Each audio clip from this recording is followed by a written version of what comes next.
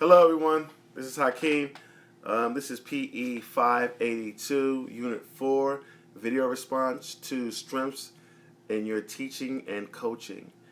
Read the article provided in lessons, the principles of strength education, based education, and explain how you will apply the 5 principles of strength education in your teaching, coaching, administration, and fitness athletic training. Be specific to the application and the principle it relates to. So, getting right into it, principles and strength-based education was a really good read. It gave me some ideas on how I should go about conducting my program and some of the things that I should be looking into.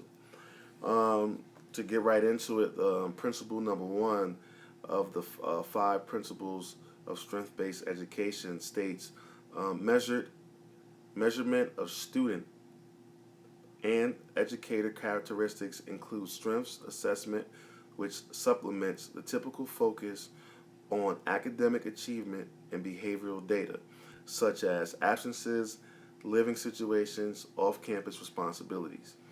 In the second paragraph, it talks about potentially student strengths and other indicators such as hope, engagement, and well-being might explain unaccounted variances in academic success.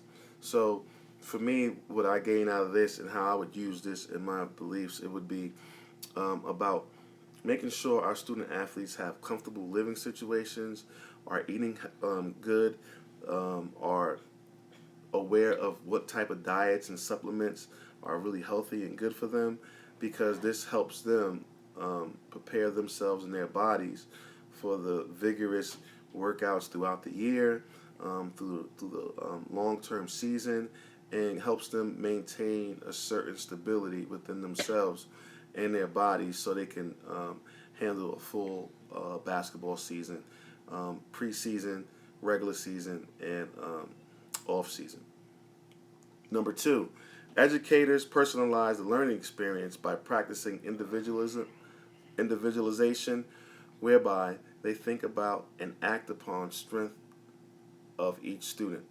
So basically, in our second paragraph, it talks about for individualization to be effective, the educator needs to begin helping the student to talk about goals within the context of personal strengths. So we do this a lot in our our recruiting meetings and when students come on campus, and we just talk to them about particular goals that they're trying to achieve when they first get there and things that they would like to work on. Then we will revisit them and see if we achieve those goals, and if they have or haven't, maybe we would add on or take away one goal and focus on the goal that we decide is most important. Then, towards the end of the year, we'll probably talk about in our exit meetings all the goals that we talked about, and how did we accomplish them or did not accomplish them, and what situations or variables stopped us from accomplishing them, so we can try and figure out those things and fix those. So that's how I would use it in our program, and just to make sure that we talked in private, and then maybe talked in just in the group, and just talked about some of the things and accomplishments we've had throughout the year. Number 3, networking with personal supporters of strength development affirms the best in people and provides praise and recognition for strength-based success. At the end of sentence number 1, from Clifton and Nelson, a relationship connection grow with the help of social networking. Strength-based education and development could blossom within a new relationship or long-term, high-quality relationships. And you see this throughout social media, and how we talk to and communicate with student athletes, and in our recruiting, and how we use other social media networks to promote basketball programs or games, and that kind of nature, etc., etc. For me, community relationships are big time. We can use those as far as having volunteers come and help out with our program when we're doing like sporting events, or we're doing particular basketball camps or youth basketball camps, and just need extra supervision to make sure everyone is safe and things are going well.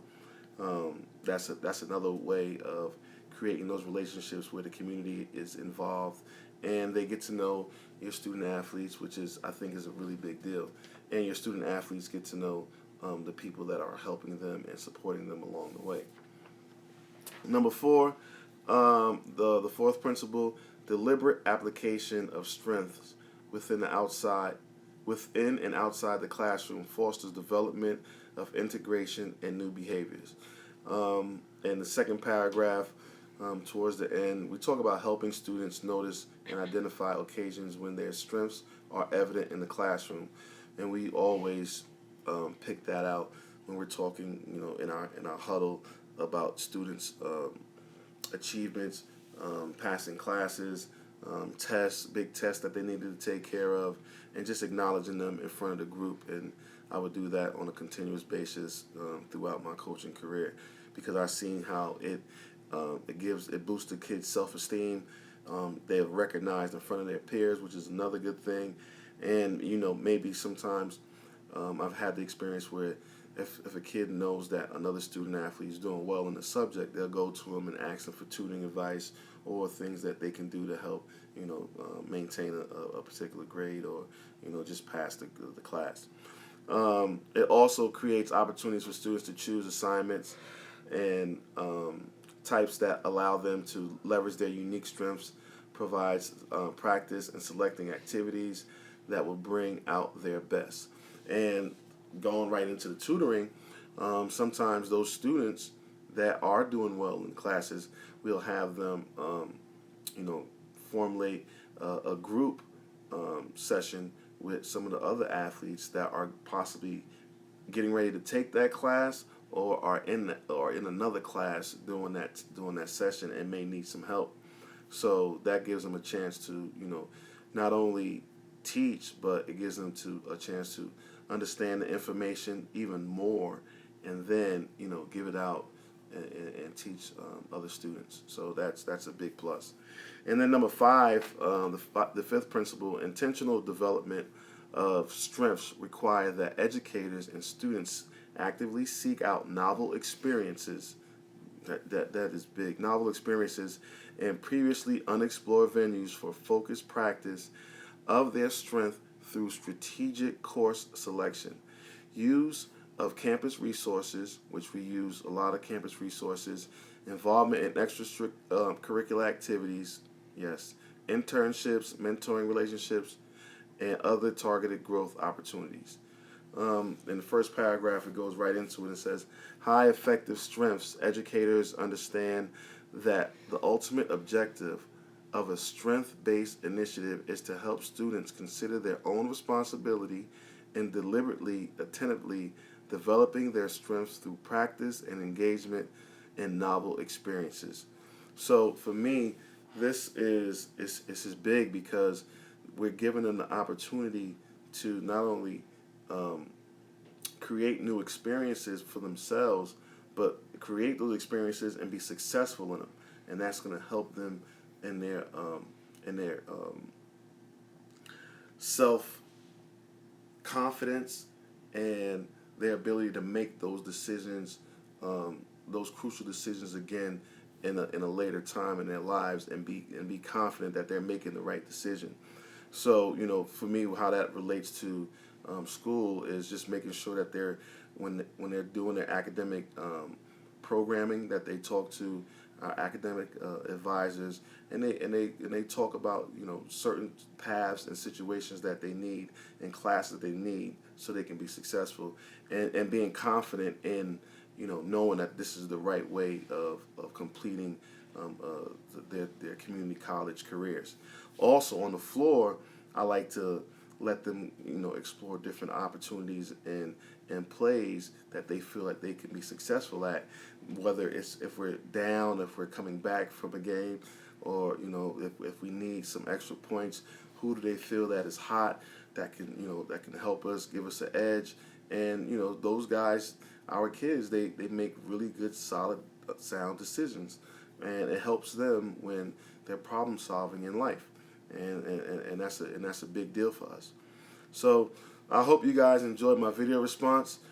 Can't wait to hear from you, and I'll talk to you guys later on this week. Bye.